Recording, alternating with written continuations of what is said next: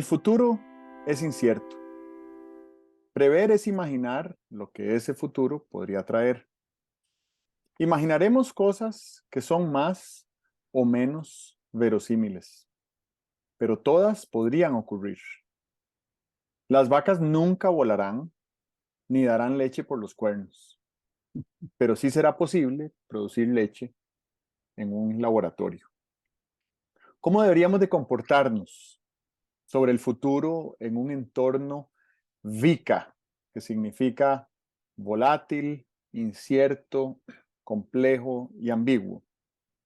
¿Seguiremos haciendo carreras profesionales de 5 años o es preferible construir cajas de herramientas? ¿Se podrá gestionar la longevidad? Muy buenos días, Álvaro Cedeño y Álvaro Cedeño les saludan en este episodio número 140 de Diálogos con Álvaro Cedeño. Esta es una conversación intergeneracional que toca temas como acción humana eficaz, espíritu emprendedor, transformación de conflictos y política pública. Hoy para conversar sobre el blog publicado en la página alvarocedeno.com esta semana titulado Previsión. Papá, eh, ¿cómo cómo te trató ayer la selección nacional de fútbol? Eh, Me dio mucha tristeza no perder, ¿verdad? Porque me parece que era muy difícil ganar ese partido, pero sí el desplome, ¿verdad? Y fue algo extraño porque a mí me parece que en algunos partidos uno ha visto cómo eh, te meten un gol y el equipo se cae. Creo que Costa Rica ya había aprendido a ser resiliente, ¿verdad? Muchas veces vinimos desde atrás con un gol en contra y con muy buen espíritu. Pero ayer fue algo muy notable cómo el partido nunca empezó para Costa Rica, yo lo diría de esa manera, el partido nunca empezó. Los comentaristas decían que les parecía que estaban jugando un colectivo, ¿verdad? Que los contrarios estaban jugando un colectivo, eh, porque no se tenían que esforzar mucho y tal y cual, las cosas les salían porque no hubo contendiente, ¿verdad? Costa Rica no fue contendiente para España. Y bueno, sí, vi, vi el partido. A mí, yo siempre rehuyo ver los partidos que son muy críticos porque me da mucha ansiedad. Pero ahora apliqué algunas de las cosas que leí en el libro Attributes sobre coraje, sobre resiliencia y tal.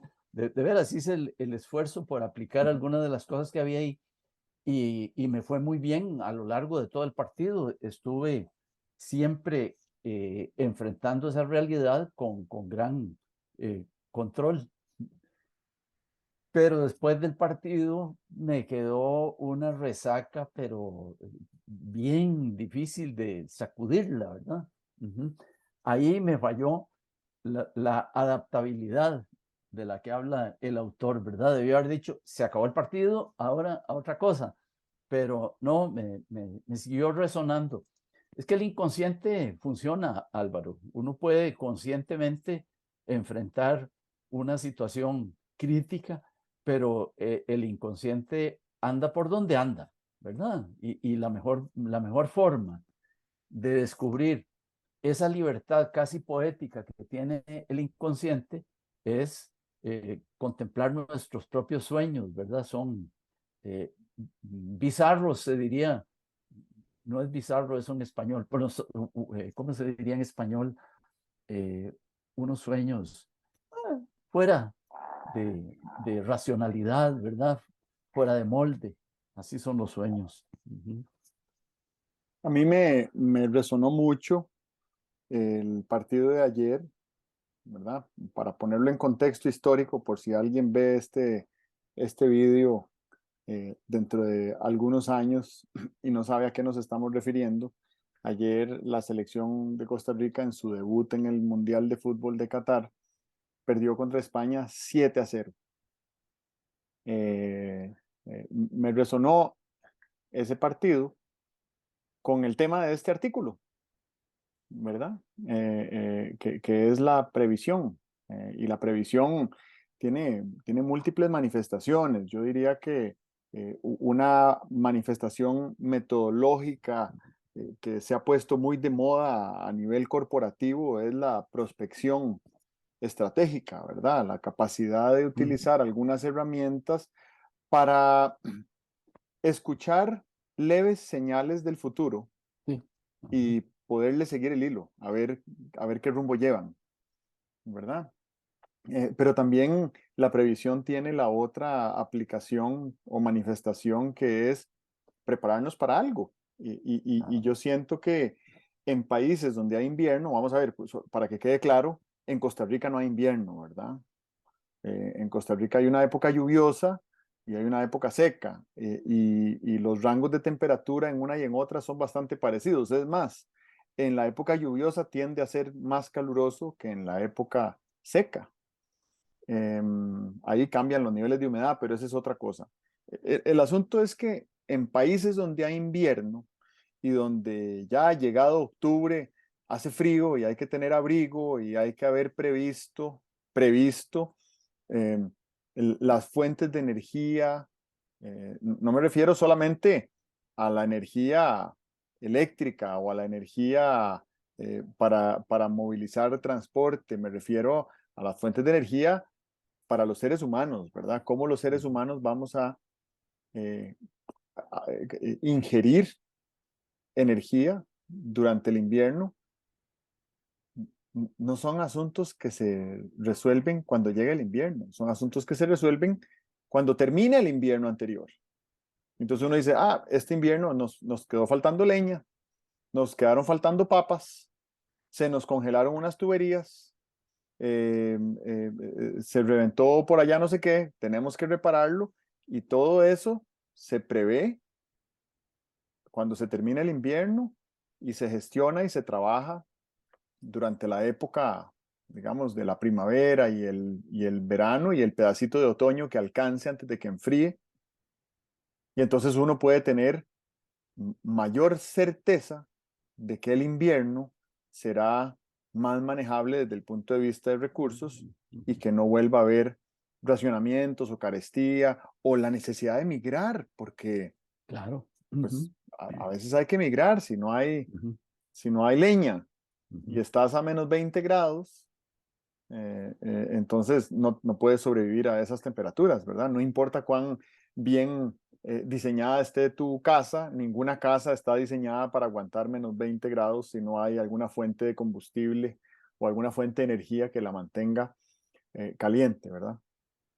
Entonces, ayer fue un día muy particular porque justo antes del partido de Costa Rica jugaron Alemania y Japón, que son el estereotipo que podemos compartir en esta conversación, creo que sin mucho debate, sobre esas dos culturas, es que son dos de las culturas más previsoras que existen en la civilización, ¿verdad? Y desde que salimos del periodo de las guerras mundiales hasta hoy, son dos de las culturas más Ujú. prósperas que existen en el mundo, Ujú. dos de las Ujú. economías más robustas, dos de los lugares donde se vive con mayor bienestar y estabilidad en muchas formas. Y entonces ayer esas dos culturas se enfrentaban en un partido de fútbol donde se podía ver algunas de esas manifestaciones culturales. Entonces uno ve a Alemania jugar un fútbol que es como estar jugando, decía yo ayer, como jugar ajedrez contra una computadora. Constantemente los alemanes están haciendo lo correcto en todo momento. La toma de decisiones que ellos hacen es la correcta. Y ayer se enfrentaron, sobre todo contra un portero japonés que les paró 6 goles. Y bueno, y entonces Alemania solo metió uno. Y después del otro lado vimos a un Japón que se dio la iniciativa durante el primer tiempo, dejó que Alemania jugara y jugara y jugara y jugara, y en el segundo tiempo Japón salió a jugar y lo que hizo fue que le metió una velocidad endiablada a las bandas y resolvió el partido con un par de cambios. Ojo, los dos cambios que hizo Japón ayer fue, Anotaron. entraron, uno de ellos anotó, pero Ujú. los dos cambios que entraron juegan en la liga alemana. Ah, qué interesante. Ajá. Y Ujú, entonces entraron estos chicos con una velocidad y una precisión y una valentía escalofriante, la forma como entraron a hacer incisiones donde ya habían visto que había vulnerabilidades y metieron 2 goles y ganaron, ¿verdad? Y dejaron a esta Alemania que es como un algoritmo informático ujú, ujú, en cuidados intensivos, ¿verdad? ujú, Porque ujú. ahora a Alemania le toca jugar el domingo contra esta España, que es tal vez una versión mejorada de la España que fue campeona del mundo en el 2010. Está por verse si con un oponente más digno logra hacer un partido semejante al que hizo ayer. Pero la filosofía del fútbol español moderno es tener la bola. Y si yo tengo la bola, no me pueden hacer daño.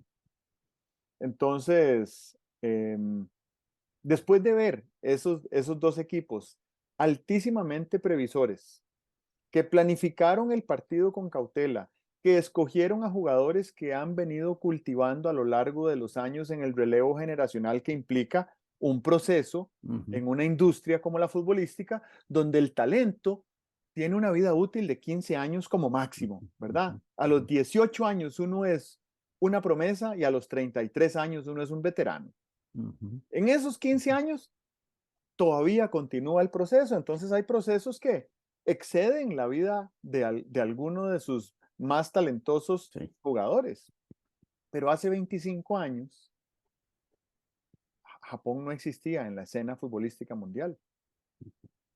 Y lograron una clasificación histórica en el 98, organizaron el Campeonato Mundial del 2002 y no volvieron a faltar una cita mundialista y llevan 7 mundiales seguidos de ir al mundial. Han cambiado de técnico, han cambiado jugadores, ha habido una renovación, pero ahora hay japoneses que juegan en las ligas europeas y Ajá. hace Sí. 15 años, no, Ujú, hace 15 años los japoneses jugaban en Japón. Y entonces uno ve esos procesos y uno dice, no, no es una sorpresa que Japón haya ganado ayer, sobre todo que el último partido que jugó Alemania en el Mundial anterior perdió contra Corea, que tiene una evolución en esta industria futbolística, bueno, muy parecida a la de Japón, ¿verdad? Entonces Alemania, los dos últimos partidos que ha disputado en Copas del Mundo los ha perdido contra dos países asiáticos. ujú, Y no es por falta de previsión, ¿verdad? Es simplemente porque han sido superados por otros países que han aprendido de procesos de aquellos como Alemania que han ganado el título mundial 4 veces en su historia y han perdido no sé cuántas finales. Son un país que está siempre ahí. Y después viene Costa Rica y demuestra lo contrario. Demuestra la imprevisión, ¿verdad? Porque no quiere decir que Costa Rica no estudió a España, ni quiere decir que Costa Rica no mereció haber llegado ahí, ni quiere decir que Costa Rica no tenía talento para hacerle frente al partido. Claro que sí. Lo que pasa es que en los últimos 4 años, digamos, asumiendo que hay ciclos dentro del proceso de la industria futbolística que se miden de mundial a mundial, en estos 4 años Costa Rica tuvo 4 técnicos. Y en esos 4 técnicos se probaron, no sé, 65 futbolistas. No hubo base, no hubo proceso, no hubo claridad de un jugador de 17 años que llegó a la selección por primera vez y ya ahora con 21, después de 4 años de estar cerca del proceso, ya tiene la madurez y ya conoce bien cuál es su trabajo y tal. Y siento que todo eso bueno, era evitable, ¿verdad? Y además siento que eh, si uno va a jugar contra España, no puede los días previos salir ahí muy campante a decir a toda la prensa internacional venimos a ser campeones del mundo, porque eso siento que lo que denota es una desconexión forzada de la realidad. Ujú, Alguien nos ujú, desenchufó de la realidad. ujú, Alguien nos desenchufó de la realidad.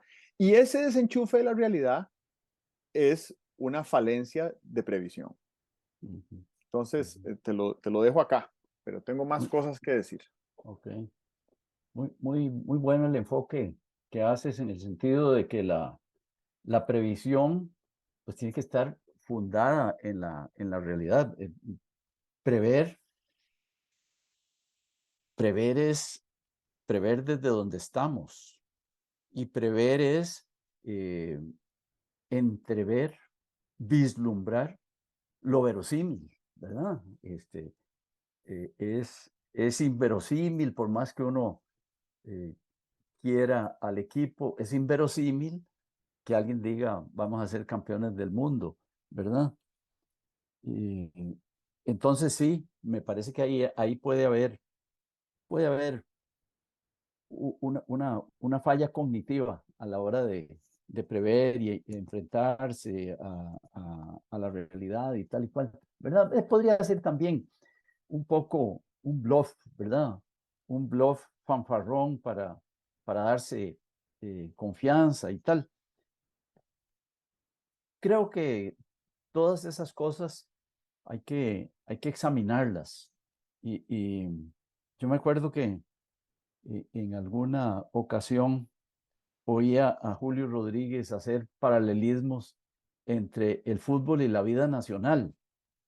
Eh, a mí a veces resueno con esa idea de comparar las dos cosas, a veces no. Pero vieras que veo lo siguiente, vamos a ver. Costa Rica en 20 años de competencias mundiales ha tenido eh, momentos buenos y momentos malos.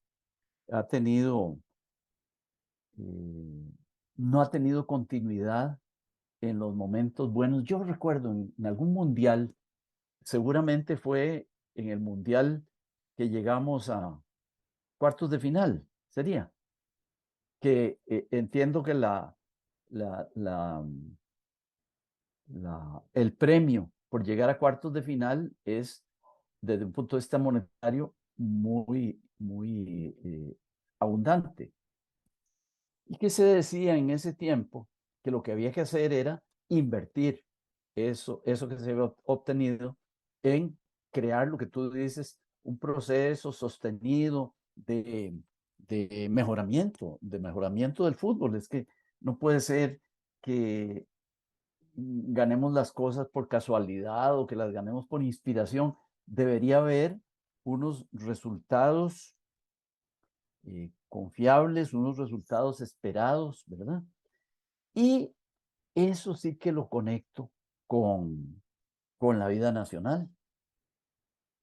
Eh, Mira, el Estado de la Nación hace 2 semanas nos dice que está en peligro la estabilidad, la permanencia de nuestro sistema de democracia liberal porque hay unas diferencias de ingreso, de oportunidades y tal, que implican que el pacto social está vulnerado, ¿verdad? Que el pacto social tiene agujeros. Pero ese diagnóstico, con las mismas u otras palabras, se viene haciendo aquí hace bastantes años. Y hemos aprendido a vivir con ese problema crónico. Y lo que no hay que hacer, no hay que hacer adivinanzas, porque hemos dicho que del futuro no se sabe nada, pero nosotros podemos seguir durmiendo del mismo lado y el pacto social sigue deteriorando y no veo yo en el horizonte cómo es que alguien va a venir a decir, no, hasta aquí. Alguien,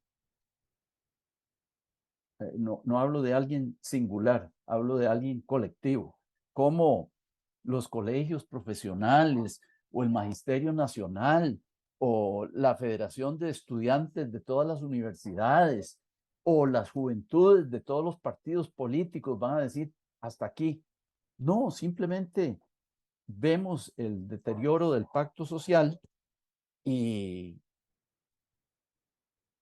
seguro que se nos ocurren formas de remendar el pacto social, pero no encontramos el momento de iniciar ese proceso. Veo, por ejemplo, el problema educativo costarricense. Pues nosotros tenemos 50 años de andar diciendo una cosa que ahora se dice, y como es aritmética, penetra mucho, que somos el país que más gasta, pero que los rendimientos están lejos de ser proporcionales al gasto en educación pública. Tenemos 40 o 50 años. Sí, sí, sí. Yo me acuerdo de asesores que vinieron a remendar el sistema educativo costarricense en los 70, ¿verdad? Entonces, bueno, ya de eso hace 50 años. ¿Qué nos pasa? Creo, y esto no es una explicación, es más bien como una hipótesis, que hemos aprendido a convivir con los males crónicos. Entonces, el fútbol nuestro es un fútbol de chispazos, nos ha dado muchas alegrías, el Campeonato Mundial de Brasil, el Campeonato Mundial de Italia, nos ha dado muchas alegrías, pero es errático. Hoy hacemos un buen campeonato y dentro de 4 años es un mal campeonato. Eso confirma que no hay un proceso. Como se confirma que no hay un proceso de mejoramiento en una serie de males crónicos que el país tiene. La caja de seguro social se viene derrumbando financieramente hace años y no encontramos la forma, y si encontramos la forma, nos las arreglamos para que la forma no funcione, de mejorar la situación, más que financiera, es una situación política del Seguro Social, porque el Seguro Social no tiene un problema financiero, tiene un problema político, ¿verdad? Tenemos que revisar si las aspiraciones que el país tiene eh, son financiables. Si no son financiables, ¿cómo vamos a hacer para manejar una seguridad social que sea coherente con el pacto social costarricense? Pero bueno, el pacto social costarricense está en veremos. Aprendemos a convivir con los problemas crónicos. El problema del tránsito. El problema del tránsito, año por año, se viene agudizando. Y está súper diagnosticado, hay los estudios, se dice lo que hay que hacer, y ahí nos quedamos contemplando el problema del tránsito. Mira, si no hubiera sido por la audacia política del presidente Carlos Alvarado, hoy estaríamos al borde de la suspensión de pagos internacionales. Un problema crónico que se viene repitiendo, una administración se lo pasa a la otra, etcétera, y ahí vamos acumulando ese problema. Tenemos otros problemas, ¿verdad? Tenemos problemas de salud pública, hay problemas que son evitables en materia de salud pública y sin embargo ahí seguimos con ellos. ¿Cómo es que en algún momento sí tomamos las medidas que había que tomar? Costa Rica hizo una revolución en cuanto a salud infantil en los 50, ¿verdad? Y de esa revolución, a esa revolución le debemos la longevidad que tenemos, a esa revolución le debemos la cantidad de población que tenemos en este momento, ¿verdad? Ha habido momentos en que el país ha respondido. Lo interesante es preguntarse si cuando ha respondido por una persona con nombre y apellidos o ha respondido según una posición nacional, comunitaria. Porque si lo primero, deberíamos rezar para que nos aparezca de vez en cuando, cada 30 años, un líder que modifique las cosas. Yo preferiría que el país tuviera la actitud cultural de ser previsor, de no acostumbrarse a los problemas crónicos, de pensar que un mundo mejor es posible, de reconocer la capacidad microscópica que tenemos cada uno de nosotros de juntar esfuerzos para producir cambios, ¿verdad? Bueno, de todo esto estuve pensando mientras me lamía las heridas de narcisismo nacional. Mira, yo siento que haciendo la analogía a la realidad nacional con el fútbol, nosotros hemos sido campeones mundiales en desmilitarización, democracia, derechos humanos, comercio exterior, biodiversidad, seguridad social, educación pública, reforestación y crecimiento económico basado en naturaleza. Entre muchos otros, debe haber muchas otras áreas en las que hemos sido campeones mundiales. En algunas de ellas todavía somos. En desmilitarización, por definición, lo seremos mientras no instituyamos un ejército, ¿verdad? Porque no hay ninguna democracia tan grande en población como la nuestra que tenga un Estado desmilitarizado desde hace tanto tiempo. Entonces, ahí no hay nadie que nos la gane. Y en algunas otras ahí, ¿verdad? Podemos seguir explorando. Pero en algunas de estas áreas es como los títulos mundiales de fútbol que tiene Uruguay, que tiene dos títulos mundiales de fútbol, en 1930 y en 1934, cuando nadie ni siquiera sabía jugar fútbol. Entonces, no les resta méritos. Lo que pasa es que después de que todo el mundo aprendió a jugar fútbol, Uruguay no volvió a ganar. Ajá. Pero quiero hablar de Uruguay, porque pues ahí Uruguay era intermitente en su participación en los mundiales. A veces iba y a veces no. Y fue al Mundial del 86 y tuvo una participación vistosa. Tenía un gran jugador, ídolo de la afición, que se llamaba Enzo Francescoli, y tuvo una gran participación en ese mundial. Luego fue al Mundial de Italia 90 y se llevó una goleada de España, ¿verdad? Y después desapareció de la escena un par de mundiales, pero después de 1990, un señor que se llama Oscar Washington Tavares dijo, nosotros no podemos darnos el lujo de haber sido campeones mundiales y no estar por lo menos presentes en el Mundial de Fútbol cada 4 años. Entonces inició una gran reforma de la industria futbolística en Uruguay, que es, siempre lo he dicho, el ejemplo a seguir para países de baja población y en vías de desarrollo como Costa Rica. Uruguay tiene 3 millones de habitantes. Entonces Uruguay montó en alianza público-privada, con incentivos públicos y con inversión privada, un sistema de escuelas de fútbol para captar a cualquier niño de 6 años que soñara con ser futbolista, que fuimos todos. Y entonces ahí los alimentan, los educan, los forman en valores, les dan acompañamiento psicológico, los ponen a entrenar, les ven su talento, les ayudan a mejorar falencias y entran en un proceso educativo que a veces es más importante que el proceso educativo formal académico.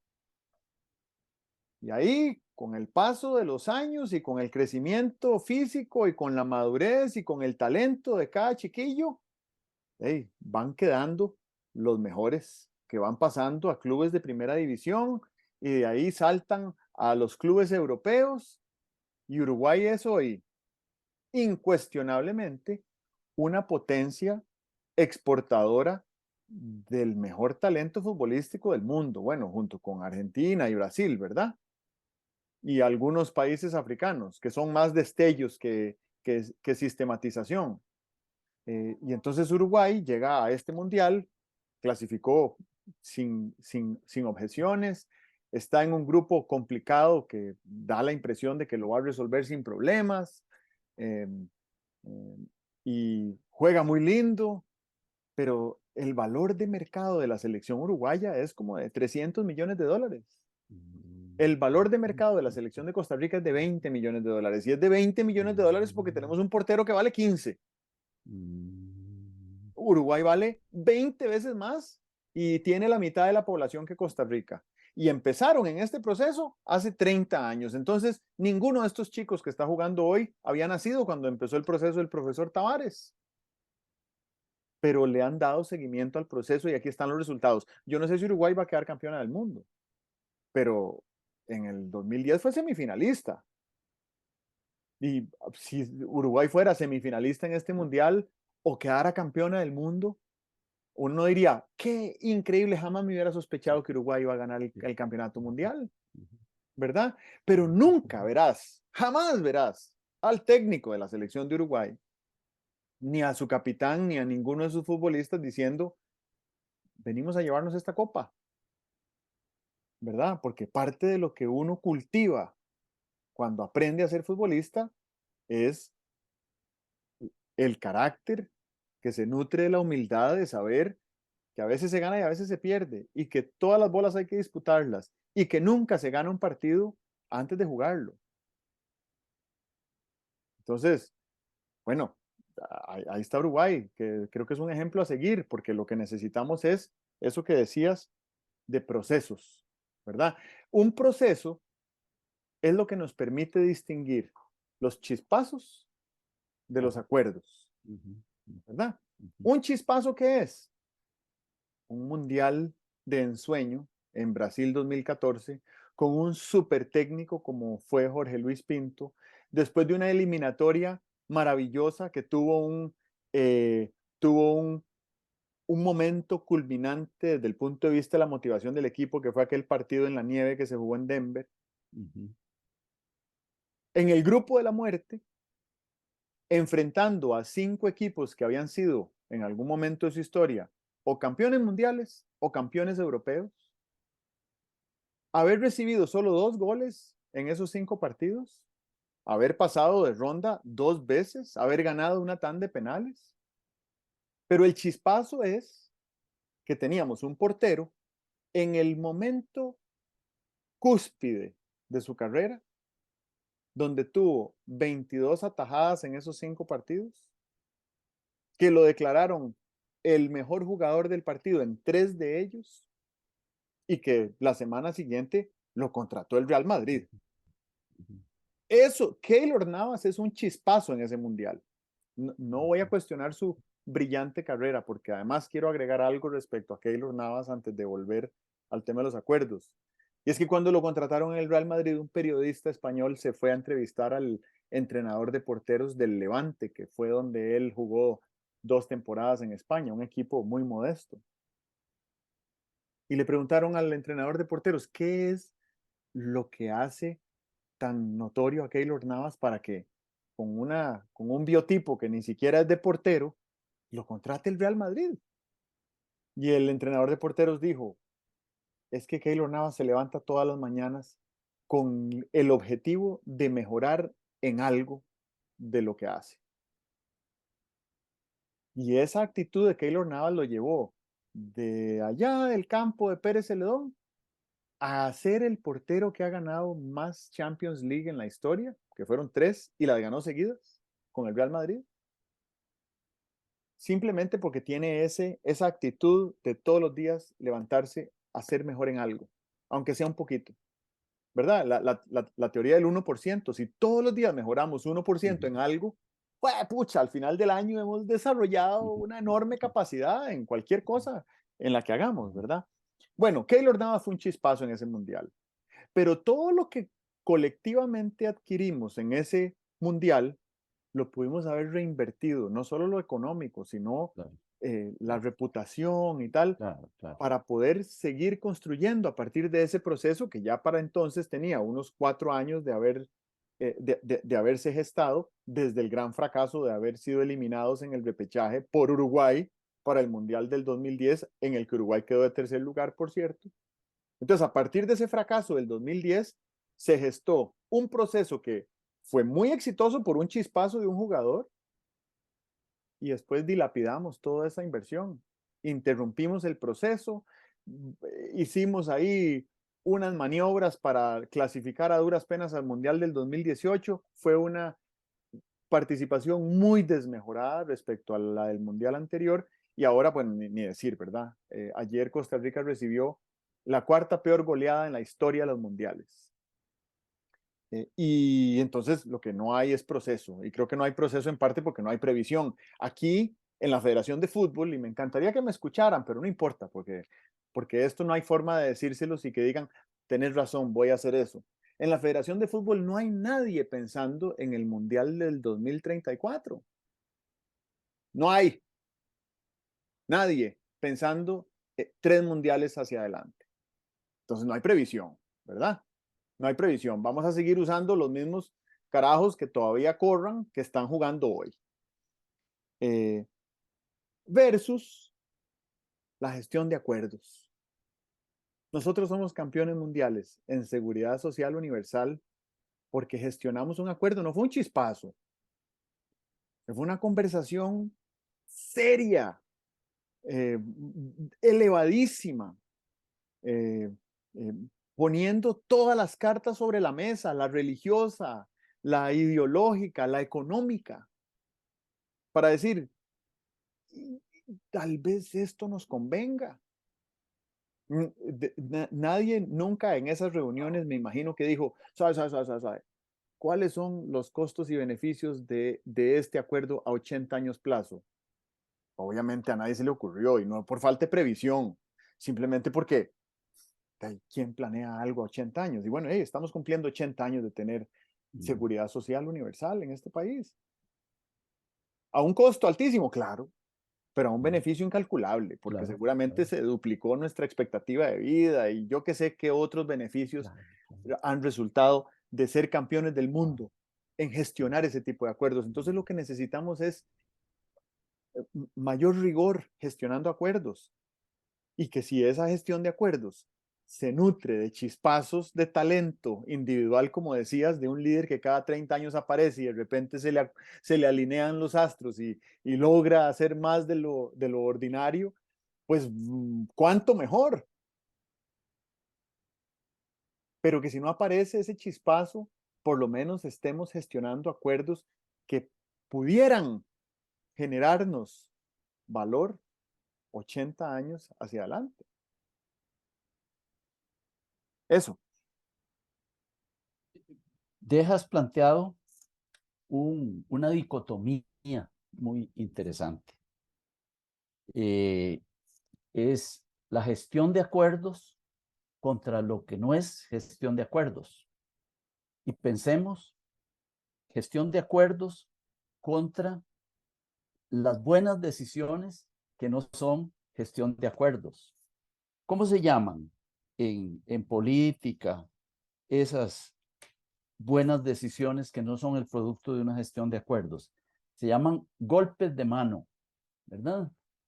En una circunstancia, alguien tiene poder, alguien se le alinean los astros, como tú dices, y da un golpe de mano. Pero una nación no puede progresar permanentemente de manera sostenible a base de golpes de genialidad, de chispazos, de golpes de mano, de fortuitas circunstancias políticas. Entonces, eso que estás planteando de la gestión de acuerdos como rasgo cultural, la gestión de acuerdos como hábito comunitario. A eso hay que apostarle, porque efectivamente hay una serie de cosas que hemos logrado y que hoy día nos convierten en un país singular a base de gestión de acuerdos. Pero tenemos que convertir la gestión de acuerdos de algo que nos ocurre de tiempo en tiempo, afortunadamente, en algo que no tenga nada que ver con la fortuna, que tenga más que ver con los hábitos nacionales, que tenga más que ver con la racionalidad, que tenga más que ver con la forma como nos apuntamos a realizar cosas de cara al futuro, ¿verdad? La gestión de acuerdos es uno de los elementos de la acción humana eficaz. En los dos libros que he escrito en este año, son realmente una edición mejorada del otro, dirigidos a diputados con motivo de la inauguración de la nueva Asamblea Legislativa y a los ejecutivos superiores de la administración pública. Ambos libros contienen el tema de la gestión de acuerdos, porque no puedes lograr nada a base de agarrar al otro descuidado para sacar adelante una determinada cosa, que es lo que llamamos un golpe de mano. No podemos lograr nada permanente, no podemos hacer un proceso permanentemente creciente o permanentemente robusto a base de esperar a ver cuándo tengo oportunidad de sacar adelante algo. ¿Cómo es posible que no podamos imitar ejemplos como los de Holanda, como los de Irlanda, en cuanto a la búsqueda explícita de un gran acuerdo nacional para lograr una serie de cosas? El nivel educativo que tenemos, el nivel comunicacional que tenemos, ninguna de las dos cosas son del otro mundo, pero atienden los requisitos mínimos como para que un país apueste por la gestión de acuerdos a todo lo ancho de su vida. A mí, una vez vi por ahí hace, no sé, 20 años, que a los niños de las escuelas les estaban enseñando elementos de gestión de acuerdos y me parece a mí que es muy interesante. Lo que ocurre debe ser que una golondrina no hace verano y que si enseñamos gestión de acuerdos, igual que enseñamos bra, bre, bri, bro, bru, la gestión de acuerdos debería tener una prioridad superior en cuanto a aprendizajes. Entonces, tal vez tenemos una serie de cosas en marcha y algunas de ellas son el requisito de mayor impacto en un proceso, pero no distinguimos entre unas y otras. Entonces, esa falta de percepción de los matices de qué debe ser parte del núcleo duro de nuestra cultura para irlo alentando, para irle abriendo camino y tal, esa cosa podría ser uno de los defectos nacionales, que nuestra percepción no distinga, que nuestra percepción homogenice todo lo que estamos viendo. Y entonces aquí el llamado es a que pusiéramos en la mesa una serie no de productos, tú mencionaste una serie de productos, la seguridad social, la bioalfabetización, el sostenimiento del ambiente, etcétera. Todos esos son productos. ¿Qué cosas nos llevaron a obtener esos productos. Entonces, esas actitudes, hábitos, herramientas, habría que ponerlos a la vista y en este momento decir a cuáles les vamos a poner un signo de admiración, porque son los rasgos, los hábitos, los elementos de nuestra cultura que los vamos a convertir en los mimados de nuestro desarrollo futuro. Muy bien, eso de los hábitos es fundamental. Y ahora que hablabas de hábitos, estaba pensando, bueno, yo no suelo pensar en hábitos colectivos y estás eh, sugiriendo que a nivel colectivo deberíamos de crear algunos hábitos.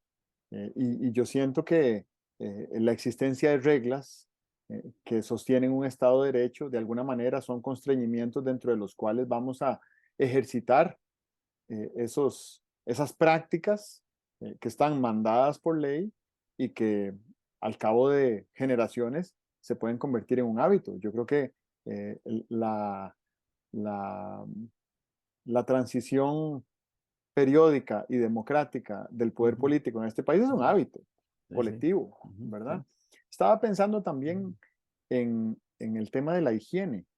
Y si lo pongo a ver desde el punto de vista individual, pues uno lo primero que le viene a la mente es lavarse las manos y cepillarse los dientes. Pero no es todo lavado de manos y toda cepillada de dientes que es higiénica. Uno se puede lavar los dientes mal sí, y las ujú, consecuencias que eso tiene a largo ujú, plazo, claro, ya, y es casi tan terrible como si no se lavara o los no dientes. lavárselos. Ujú, Em, pero cuesta entender eso porque es muy difícil de comunicar. sí, ¿Qué hago yo diciéndole a una niña de 9 años que si no se cepilla bien los dientes, eh, va a sufrir va a tener que hacer una endodoncia dentro de 30 años? No, sí, sí, no tiene ningún ujú, sentido, ¿verdad? Eso no ujú, comunica nada, no hay cómo claro, ni siquiera conectar con esa experiencia. Y entonces estoy pensando cómo hacer para identificar unos hábitos higiénicos que nos ayudaran a preservar lo que nosotros consideramos saludable sí, de nuestra, ujú, de ujú, nuestra vida como nación. Y tal vez ujú, a lo que me estoy refiriendo es al bienestar. ¿Cómo se ujú, genera el bienestar, verdad? Yo creo que el bienestar se cogesta porque yo puedo tener muchísimos recursos económicos para comprar niveles de confort que me ujú, ofrezcan cierto grado de bienestar, pero si el resto de personas a mi alrededor, fuera de mi zona de confort, no tienen un nivel digno de bienestar, entonces eso degrada el mío también, ujú. ¿verdad? Entonces, ¿cómo hacemos para identificar los indicadores que nos ayuden a, eh, a aspirar y a gestionar esos niveles de bienestar que me permitan a mí decir, es que el bienestar que tenemos todos en este país es el suficiente como para que a partir de ahí, pues quien quiera aspirar a más, aspire a más. Pero ya tenemos un mínimo y creo que ese mínimo lo hay, solo que cada vez ese mínimo está mucho más distante de donde están los estratos más altos de recurso, de recursos, ¿verdad? De recurso financiero, de talento educado, ¿verdad? De oportunidad, de uso del tiempo. No es lo mismo dedicar 14 horas al día a recoger latas en basureros improvisados para tratar de juntar la plata para comerse un plato de arroz y frijoles, que poder dedicar ese tiempo a aprender a tocar clarinete, ¿verdad? Es muy diferente el nivel de bienestar del que estamos hablando y a eso se refiere esa brecha de la que habla el Estado de la Nación, que es una Sí, brecha ujú, creciente y claro, que es una brecha que no tenemos los mecanismos necesarios para tratar de que esa brecha se acerque, ¿verdad? Y bueno, y si nos vamos un poco más allá a nivel global y a nivel tecnológico, sí, Yuval Harari sugiere que la tecnología podría hacer que hubiera una ruptura y un ujú, ujú, distanciamiento ujú, irremediable entre la gente que tiene más recursos para adquirir tecnologías de inteligencia artificial y de algunas otras tendencias modernas tecnológicas que, que nos alejen definitivamente de otras personas de nuestra misma especie. Si pensamos en manipulación genética, por ejemplo, ¿cómo hago, qué logro yo si manipulo genéticamente un embrión que va a engendrar una persona que va a pasar a formar parte de mi familia como mi hijo? eh, eh, que si no lo tengo, ¿verdad? Y que si estoy ujú, expuesto a lo que la naturaleza, con todas sus virtudes y defectos, decida mandarme. Entonces creo que ahí la higiene del bienestar es algo que deberíamos de atender colectivamente, con previsión, porque algunos de esos escenarios, ujú, como ujú, decíamos en la ujú. introducción, puede ser que no sucedan, pero, y bueno, y si suceden, es mejor estar del lado aspiracional de esos escenarios futuros que del lado evitable, ¿verdad? Es Sí, complicadísimo llegar ujú, a un escenario donde uno diga, ¿cómo llegamos acá? No sé, y ahora cómo salimos de aquí, de ahí tampoco sé. ujú, Y lo otro que quiero decir, y creo que con esto cierro esta conversación que ha sido tan nutritiva, me ha caído muy bien, es que estos dos chicos que están acá son John Lennon y, y George Harrison. Ellos son dos de los integrantes de los Beatles. Y a mí esa foto, en realidad es un dibujo, ese dibujo magistral del maestro Rodolfo Ansaldúa, padre de mi buen amigo Ah, Edgar. Eh, mira. para mí ellos son un símbolo. Yo no soy fan de la música de los Beatles, pues conozco algunas de sus canciones, pero para mí son un símbolo de innovación. Y son un símbolo de innovación no porque ellos se sentaron un día y dijeron, ¿por qué no inventamos un nuevo género musical? Sino porque ellos eran músicos, nada sobresalientes, no eran talento brillante, ¿verdad? Pero eran músicos británicos, y les gustaba tocar ahí lo que se tocaba en la época, la música que tocaban otros artistas. En los veranos se iban para Alemania a tocar en los jardines cerveceros y tocaban horas de horas de horas, día tras día, durante meses y meses, años y años, y aprendieron a conocerse también, a conocer también la música que empezaron a experimentar.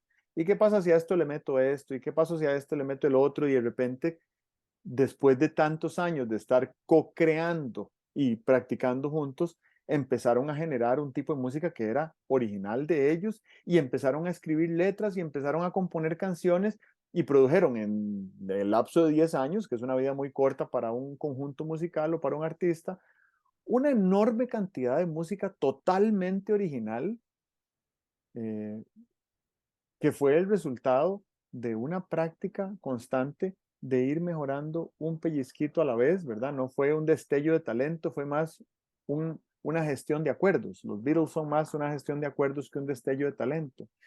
Eh, y bueno, y entonces me parece que ahí eso también nos deja una lección desde el punto de vista de la previsión, porque no podemos planificar los chispazos. Entonces, si no podemos planificar los chispazos, de ahí ensayemos.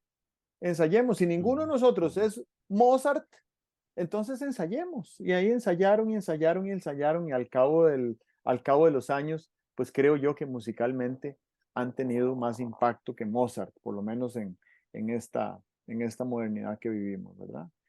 Y entonces ahí es donde creo que la previsión ayuda a distinguir aquello que es fe de aquello que es realismo. Yo tenía fe Ujú, de que la ujú, selección ayer ganara el partido, porque ha habido otros partidos de mundiales con una diferencia de talento y de infraestructura entre los equipos igual de grande que la que había ayer y la selección había ganado. Y entonces eso me había servido por décadas para alimentar mi fe, pero también yo fui realista hasta el momento en que inició el partido de saber que España perfectamente nos podía meter 4 goles y darnos una goleada de esas histórica, porque a Costa Rica nunca nadie en un mundial le había ganado por más de 3 goles. Y bueno, España nos metió 4 y nos dio de feria otros 3. Y entonces ayer lo que tuve fue una confirmación de mi realismo y una defraudación de mi fe, pero bueno, mi fe no estaba basada en el realismo, ¿verdad? Ujú, ujú, Entonces, eso lo digo para cerrar y me siento bien de haber tenido esta conversación porque estaba muy contrariado hace una hora. ujú, muy bien. Bueno, yo también termino subrayando dos cositas. Una, me encanta que utilices la palabra higiene para asuntos nacionales. Solo que la palabra higiene la tenemos con un sentido esclerosado, asociada a limpieza. Entonces, si le preguntamos a los niños, ¿ustedes siguen hábitos higiénicos? Primero nos dicen, sí, yo me lavo las manos y me lavo los dientes, pero son hábitos higiénicos también dormir 9 horas para un niño, no sobrecomer, son hábitos higiénicos, hacer vida al aire libre, hacer ejercicio, son hábitos higiénicos que no tienen nada que ver con la limpieza. La higiene fundamentalmente de lo que trata es de el robustecimiento de la salud, del robustecimiento del bienestar. Eso hay que entenderlo, porque necesitamos o la palabra higiénico o necesitamos un sinónimo. El país necesita saber cuáles son sus hábitos higiénicos comunitarios. El choteo no es un hábito higiénico comunitario. El porta a mí no es un hábito higiénico comunitario. La pérdida de la esperanza no es un hábito higiénico comunitario. ¿Cuáles son los hábitos higiénicos comunitarios que tenemos que practicar? ¿Cuáles son los hábitos higiénicos comunitarios que nos han traído a donde estamos en todos esos campos en que tú dices que somos campeones mundiales? Busquemos esos hábitos higiénicos, subrayémoslos, resaltémoslos, practiquémoslos, porque es imposible lograr grandes cosas sin una columna vertebral cultural, política, social, porque una nación no es una colección de gente que vive más o menos bajo la misma bandera. Una nación es un conjunto de personas que entienden que su voluntad, su acción, su conducta, sus valores pueden contribuir a construir algo comunitario muy valioso. Muy bien. Bueno, muchas gracias. Nos vamos entonces. Nos vamos. Nos vemos la próxima semana. Sí, señor. Bueno, chao. Chao.